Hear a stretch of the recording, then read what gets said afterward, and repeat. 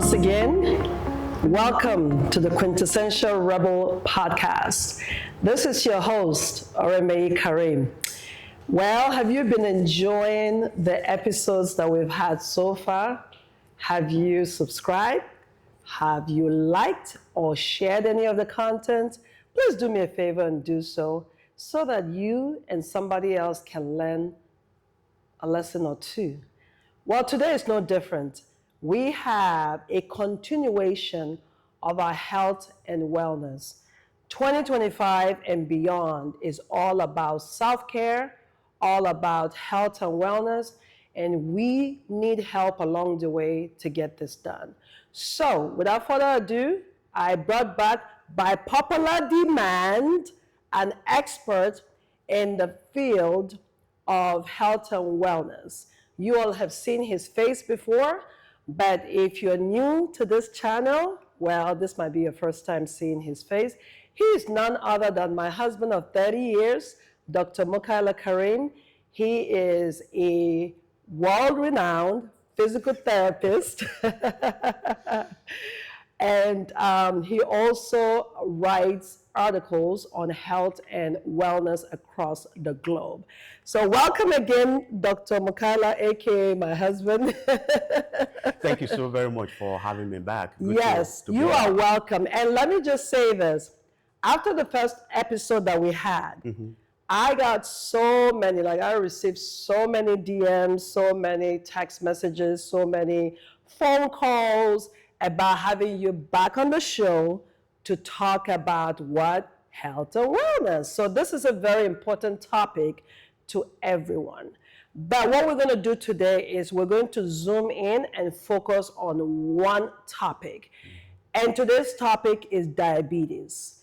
I'm pretty sure that you or someone you know has been affected by diabetes. And so we thought it necessary to come on today and to tackle this disease, this illness, this whatever you want to call it, right? We want to see how best, we want to understand it better and see how best we can either manage it or cure it, if there's such a thing. All right, so let's dive right deep into diabetes. What is diabetes?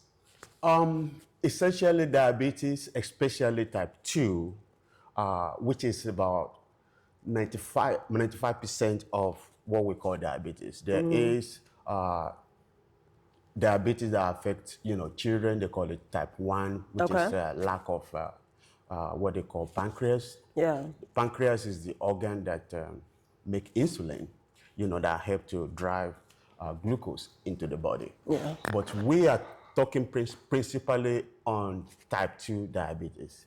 According to the conventional definition, it's defined as a chronic metabolic disease. Okay.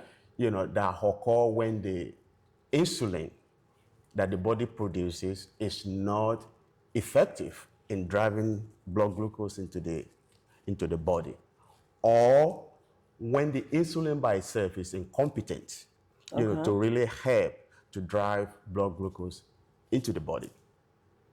But diabetes, it was very, very rare until lately, until, Do you mean the diagnosis itself or? The incidence and prevalence is very rare.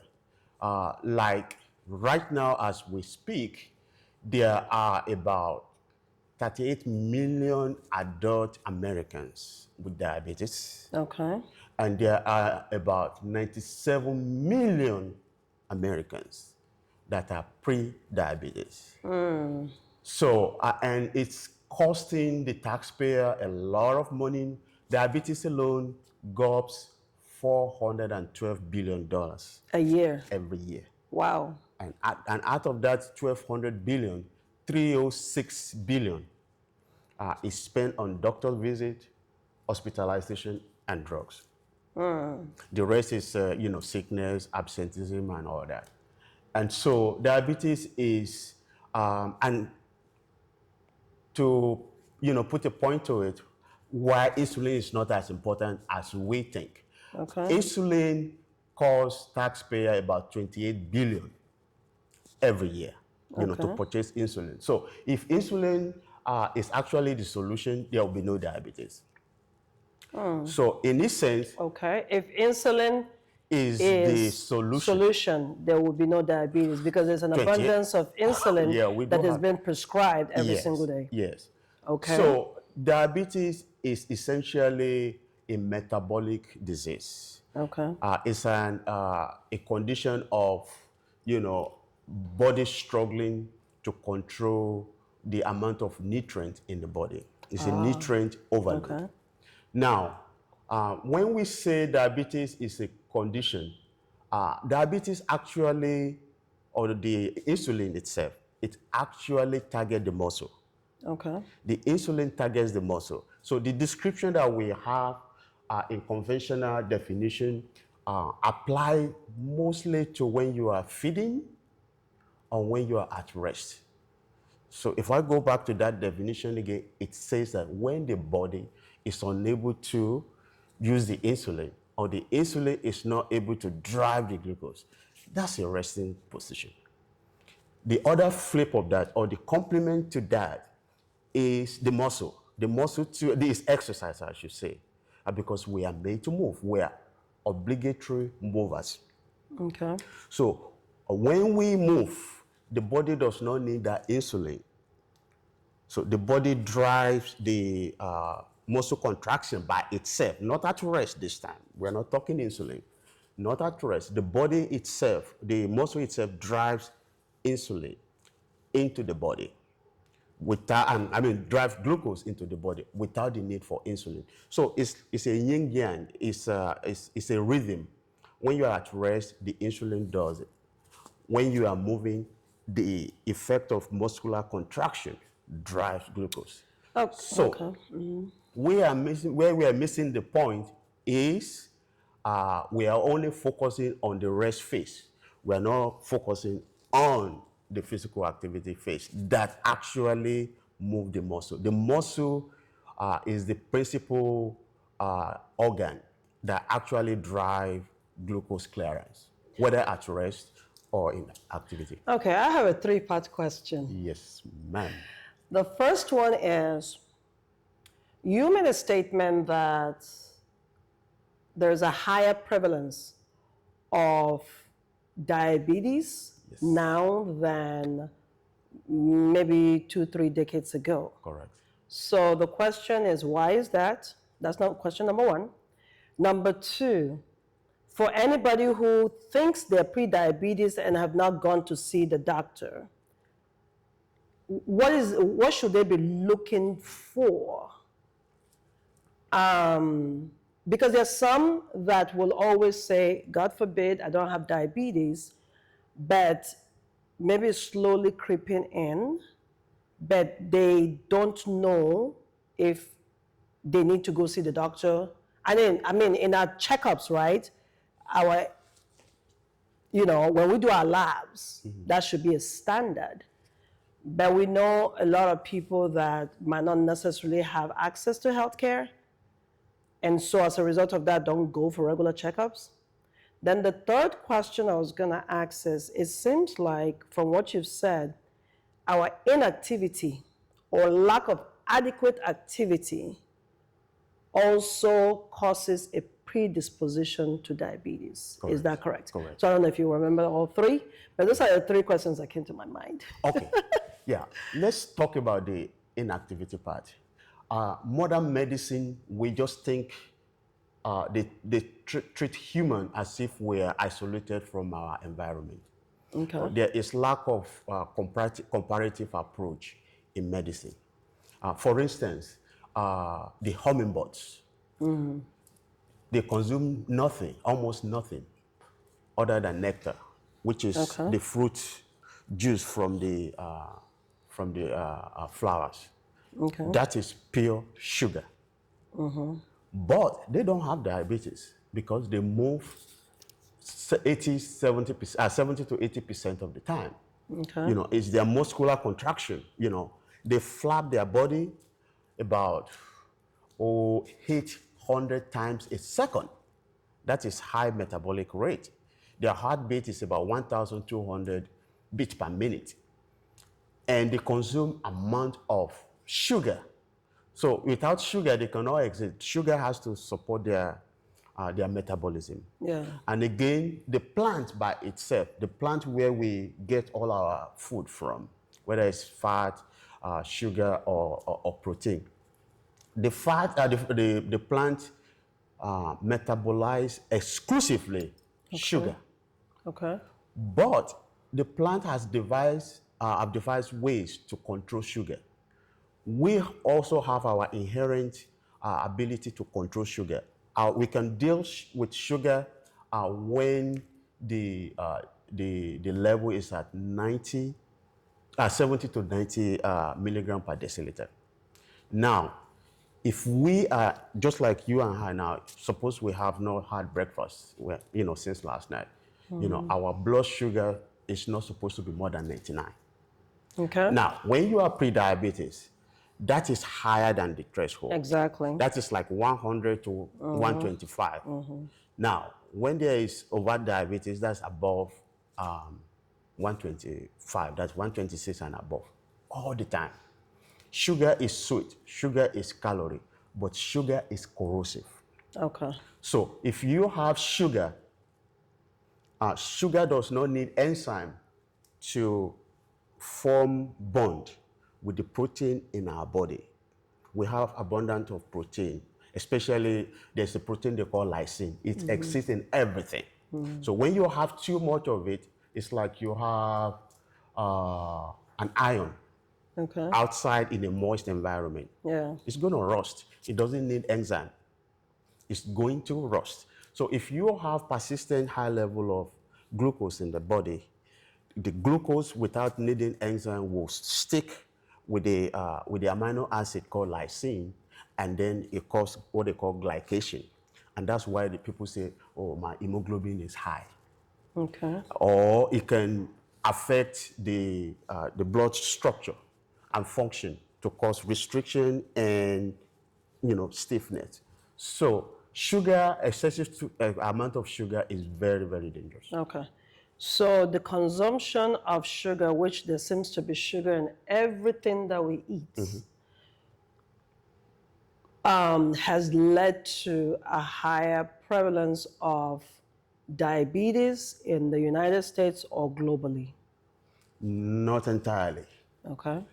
It's the high amount of sugar Period. that's Doesn't matter. causing it. Okay. Sugar is the primary nutrient for life. You give a bacteria sugar, it's going to make all the protein in it, it's going to make all the fat in it, it's going to make everything that it needs, Yeah. to survive. So sugar is the primary nutrient for life. But sugar has not always been prevalent as it is. Sugar has a very small window seasonally. Yeah. So in a natural environment, you don't have juice. You do not have, what is that called now? You don't have sugar laying around. Okay. So once you harvest the fruit within a short period of time, that's it until next raining season. So how much sugar should we be consuming as just on a regular basis? Now, Zero or none at all, or well, just moderately? again, juice is not natural. People will say, I have a cup of juice this morning. It's okay, but when is your next meal? But most importantly, our activity level is low. Most experts, they will tell you we are obese or we have diabetes because government, say we should eat carb. It's not government. Government didn't tell us in our house we don't buy sugar unless we have company. Hey. Yeah, but Let me correct that notion. Because for me, I don't like, let me erase that. I've come to try to do without sugar consumption. But here's the problem. There's some foods that I like, right, that don't taste as good without sugar. Let me give you an example. I'm a Okay. Nigerian.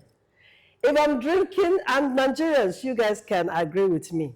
If you saw Gary with either moi, akara, granite, if you don't add sugar, it doesn't taste good. Or let's say you make pap and you don't add sugar, it doesn't taste good. Some will say add honey. I'm not a honey, but honey changes the taste. Or I know most people will eat their oatmeal with fruits or honey or butter or things like that. Yeah, I like to eat my oatmeal with a little bit of sugar and milk.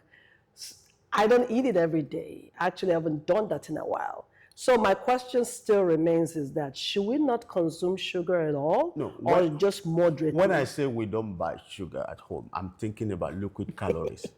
Okay. We don't go out to buy soda, True. unless we have company True. and we need to Yeah, entertain. we stopped that a long time ago. Yeah. So Drink what I'm saying is, it's actually putting sugar in your gari or in your pap or in your coffee too. It's not.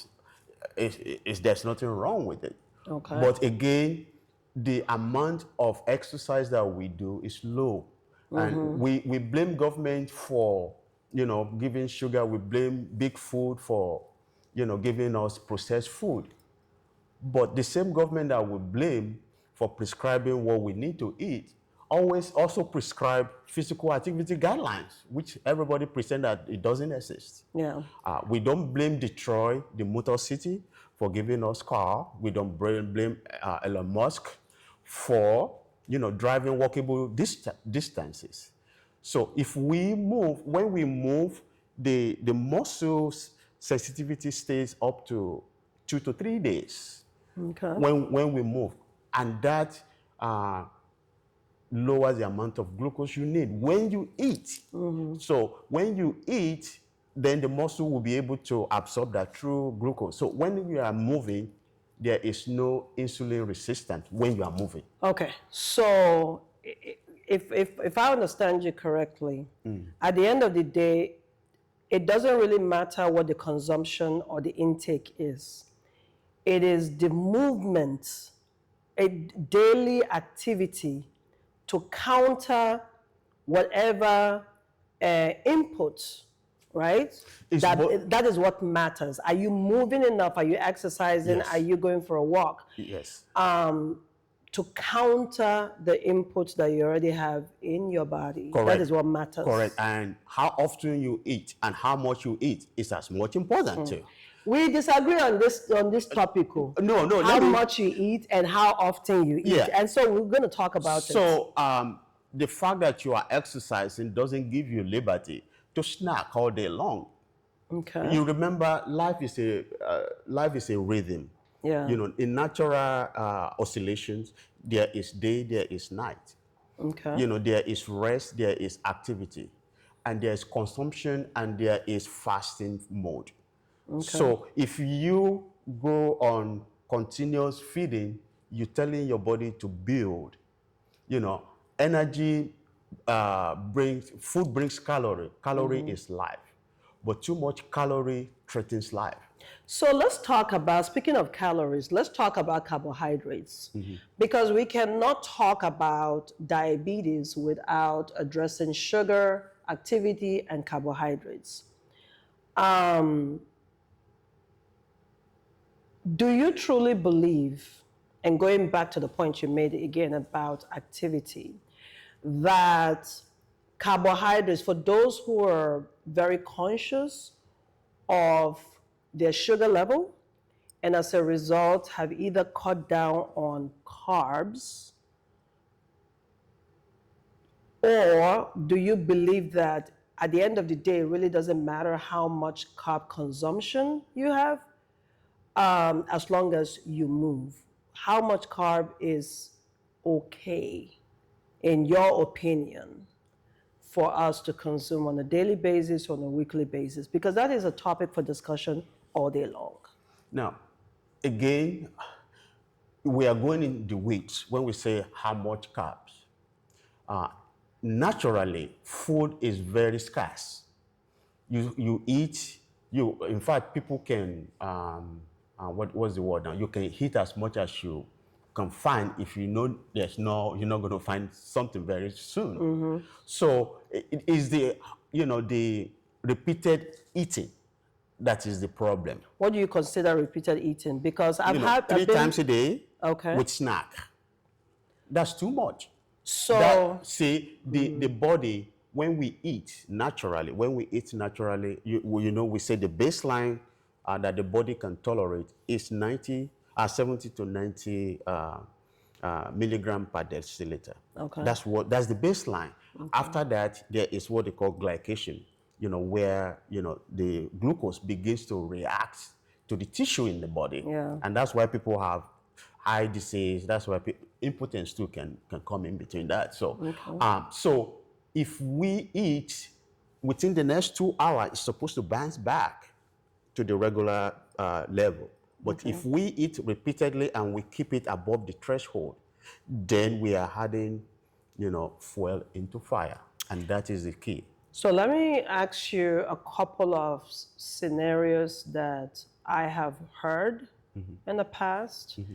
Is the first scenario is fast as long as you can, eat 1 meal a day, 2 meals a day, no snacking in between, drink lots of water and exercise. And then the second theory is if you teach your body to expect food, some sort of food, whether it's fruits, whether it's vegetables, whether it's carbs, it doesn't really matter, 6 times a day, where you pretty much have breakfast, lunch, and dinner, and you have your snacks in between, your body does not hold on to the weight, because when you eat once a day, your body thinks, oh my goodness, I need to hold on to this because I don't know the next time I'm going to expect any food to come in. These are theories that exist, right? I know. So what theory in your medical and health expertise and experience do you think we should be leaning towards? There is no such thing like my body is going to hold on to this food because I'm not going to eat again in the next several Maybe the next hours. day, The maybe next if it's day. just once a day. There is no sacred food. Once you eat it, the body will use it. We thrive mostly even in fasting state. Fasting state is always longer than feeding state. Okay. You remember when we go to the farm, we walk to the farm. When we get to the farm, we physically exert ourselves. When we're coming back with whatever we're going to eat, we carry that still. So we humans spend more time in fasting mode than in eating mode, and we never had this, comfortable sitting on the couch here. Chairs. I grew up in an environment where I lie flat, on the mat just to do my homework. There's no desk. There was no desk in my village environment. So it's not like the body is going to hold on to anything. The body tries better when the nutrient, the energy, the calorie is sufficient to maintain energy, to build, and to signal. So we live in a society where there's abundance of food, there is an abundance of drinks, juice, everything you want and need, and you can have as much as you want and gain as much weight as you want to. Do you feel, and everything, like I said earlier, seems to have some type of sugar in it. It's fine. Do you think that there is a push to keep us where we are, where we're insulin dependent, where we're talking about diabetes versus, do you feel like there is not an emphasis on prevention versus cure or treatment? Yeah, to be fair, doctors are trained to treat. Okay. So it's the fundamental way that, is being addressed. In medical school, nobody will say, I was never in medical school, but I know a lot of doctors, that have no clue about metabolic condition. Okay. So we lay more emphasis on medicating metabolic disease. Okay. So, and if you give, until lately when they do this Ozempic and all that, what does Ozempic do? Makes you not hungry. So if you are not hungry, what do? The body metabolizes what you have. That is it. But And no that is what doctor. leads to the weight loss, even though it Yes. was originally for diabetes. Yes. But if you're a non-diabetic and you're taking it, You are not it's hungry. suppressing your appetite, You you're are not not hungry. eating, and as a result, there is a weight loss. So And the now, body has enough, Okay. to make sure that everything is in balance mode. But you cannot go to your doctor and your doctor say, I want you to fast for, a week. Because they're not trained that way. Yeah. So that is the problem. We lay more emphasis on, precision diet. There is no such thing as precision diet. And by the way, the plant, they protect themselves. The plant does not transport glucose. Okay. The plant transports what they call sucrose.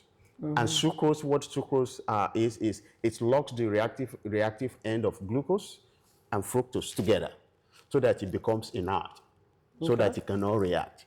That way, the plant protects itself from glycation. It prevents itself from bacteria feeding on the glucose. So the plant actually uses sugar at the point of need. Break it in the tissue where it's needed and it's used. So is, mama, the breast milk. The breast milk is never made like hours before the baby latch onto the breast. The milk in the breast is made on demand. There are so many other ingredients in the breast milk, but the milk itself, the lactose, is made on demand. Why? So that the glucose that is attached to the galactose does not affect the breast tissue. How reactive glucose is. It's very, very reactive when it's too much. Okay.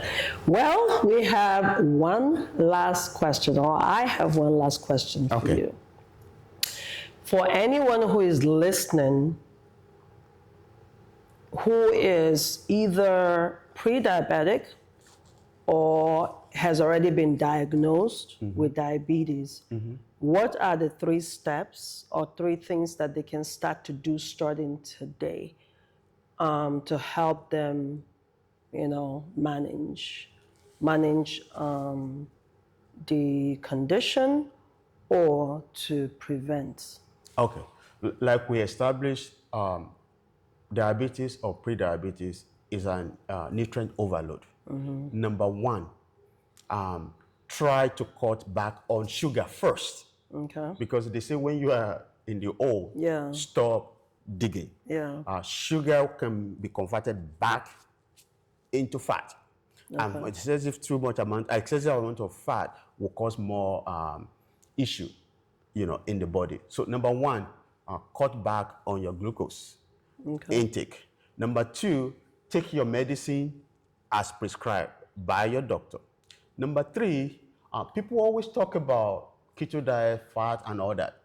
The reason why fat is more effective, especially in a diabetic state, is because fat has nowhere to go. Fat is a terminal nutrient. Okay. So you cannot convert fat back to sugar. We cannot. Plants can, but we human cannot do that.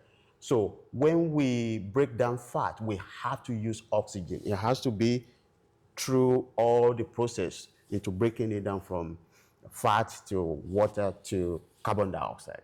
So that's why fat is, more preferable to treat. I don't know what number yet. But limit the amount of how many times you eat. Cut back on how often you eat. And most of all, your body is not resistant to insulin. I mean, your muscle is not resistant when you are moving. Your muscle is more sensitive. Yeah. And when your muscle is more sensitive, you can burn the fat even around your heart, around your kidney, around your liver. So it cleanses the internal organ when we move, because when the big muscle takes over, it burns everything that we don't need. Okay. Well, we have come to the end of today's podcast. I hope you learned a thing or two. I want to say a very big thank you to our special guest. I'm sure he'll be back. I'm sure you guys will request for him to come back and talk to us about other topics as well. So thank you so much, Dr. Kareem, for being on this week's episode of The Quintessential Rebel. Until next time, everyone, like I said, make sure to please share this information with others. Don't just hoard it. Don't just hold on to this information. There are a lot of people out there who want to learn more about this topic that we've touched on today. Until next time, take care, everyone. Bye. Bye.